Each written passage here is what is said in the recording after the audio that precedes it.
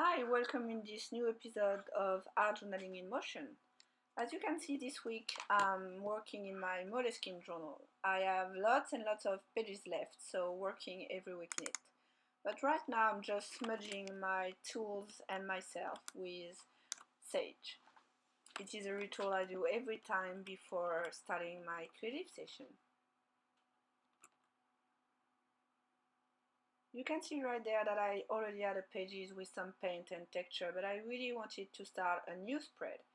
So using the Liquitex gesso, I'm prepping my page, and I'm also using catalyst wedge to spread it quickly and easily. I really don't like that brand of gesso, but I have a big jar of it, so I need to use it, and this is the one I will use in my journals from now on.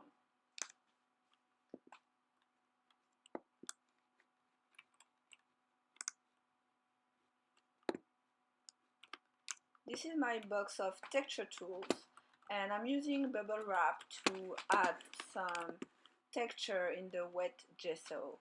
You can't really see it, but it's there, and once I will paint over it, you can see it better. Still trying to cover the cream of the page with the gesso, and as you can see, it's not really working, but that's okay. And now I'm drying it fully.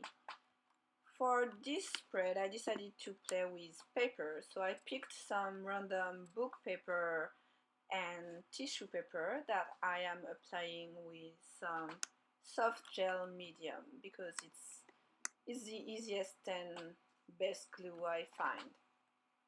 And I'm trying to not really think about it, just adding it. And this bit of paper has the word goddess on it, so it wasn't expected, but we'll see how it turns. Maybe it should be the theme of the spread. I don't know yet. I love using tissue paper because it's translucent when you apply it, so you can see through it and build really interesting layers. And this one is brown with some doilies pictures. And don't you like that random art? Still unexpected, but loving it. So as you can see, I'm just going with the flow and adding bits and pieces of paper and smoothing it with my catalyst tool. See how you can see through that doily? Love that. So I'm happy with how it's looking right there. So I decide to use a stencil with the gel medium, and it will dry translucent.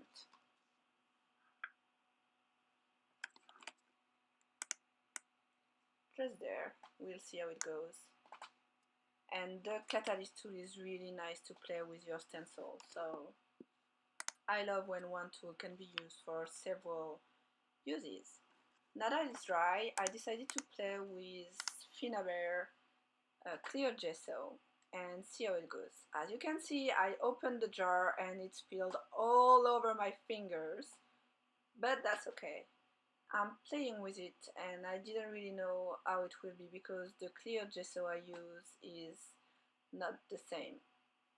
So using a fan brush, I'm creating texture and we'll dry it fully and see how it goes from there. Now that my clear gesso is completely dry, I decided to play with primary elements. If you're not familiar with them, they are pigment powder, paint powder, in which were added some mica powder, and mica is that mineral that is shimmery. So I don't really know which one I want to try, so I just picked a few and we'll see how it goes. So because I wanted easy, like really easy, I decided to scoop a bit of the powder, add it on my page, and just spray it with water. It's easier to just spray and let it drip, for me anyway. And can you hear the angel sing? Like, ah! Like it's amazing, amazing.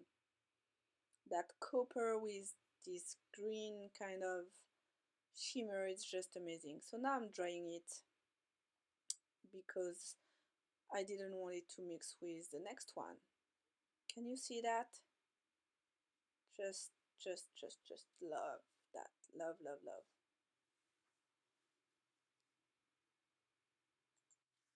Now that this layer is dry, I felt like something was missing. It was too brown. Even if I liked the look of it, it just needed something.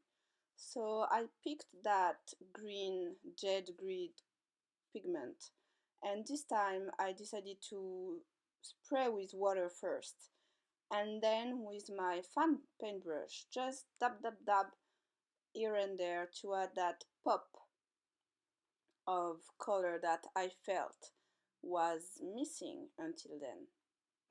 And it's not carefully applied. It's really just to add that little something that I felt was actually missing from the project. So drying it again because I wanted to see how opaque it actually was once dry. So I carefully dried everything, and the clear gesso bubbled after a while, which is something usually people try to avoid, but something I really like because it adds some more texture to projects.